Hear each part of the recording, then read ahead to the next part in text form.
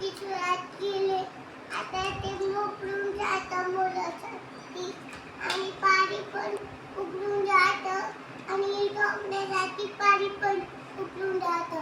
एवढ्यासाठी नाही आहे आणि कॉटन पण आहे आणि एवढं छोटी छोटी बोरं असतात आणि मला बोरं करायचं असते. मला पण काढते आणि मला पण मारायचं असते. माझी बोट पण दुखत असते आणि मला उचलून बाबा